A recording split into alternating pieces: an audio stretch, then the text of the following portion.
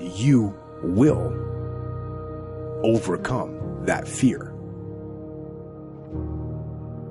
But the hard part is, you got to take that first step. I am deeply motivated by fear. There are a lot of people who are biting their fingers in fear that they might lose their jobs. But there are few people who have decided within themselves, I'm going to make it. Some people aren't waiting to be cut. Some people are moving on their own because they feel within themselves, I've got what it takes to make it. They're not afraid about tomorrow because of how they see themselves, because of what they feel that they deserve, because of what they feel that they can create for themselves. Because these people have decided, as they look at the future, as they look at themselves, there's a way. Where there's a will, there's a way for me to begin to create a way out of no way. And when you have that kind of consciousness, when you have that kind of spirit, nothing can stop you.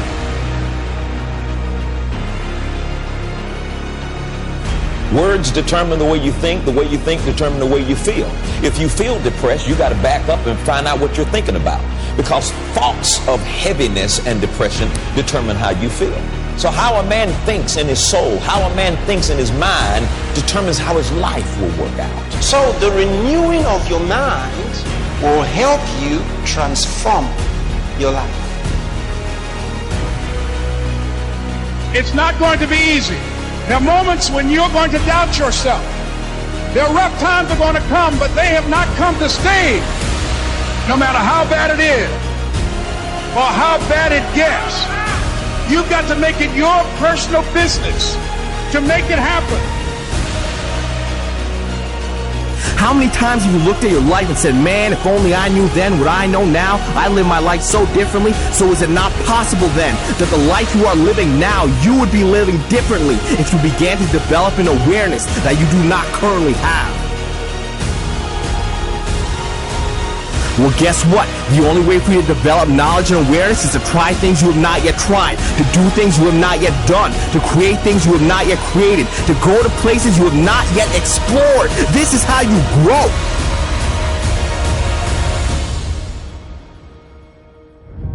As you go through the challenges of life and you look at it and embrace whatever comes to you, don't run from it, step toward it. So if it's hard, then do it hard.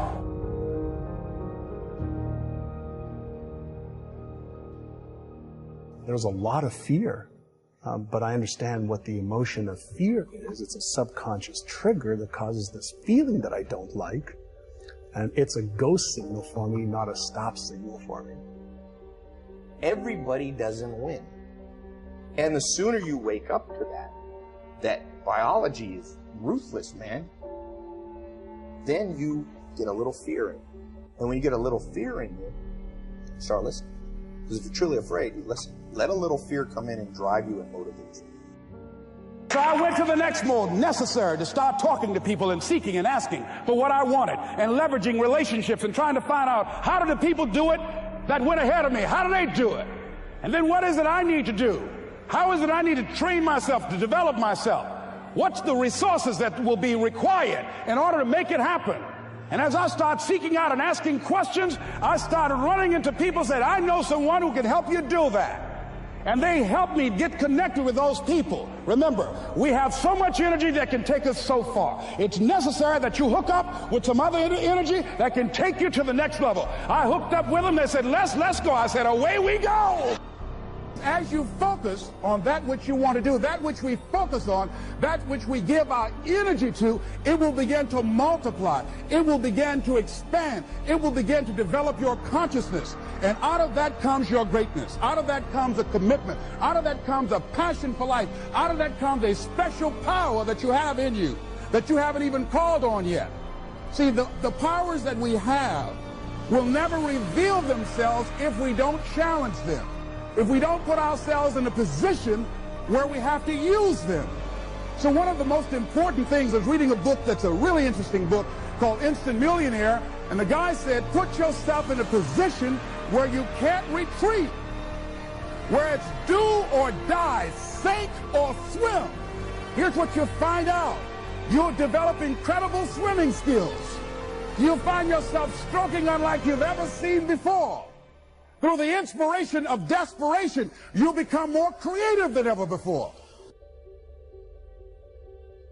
Don't make a permanent decision over a temporary circumstance. Don't allow a moment of agony to make you draw a conclusion about life prematurely. Because if you just keep on walking with God, God has a way of making everything all right.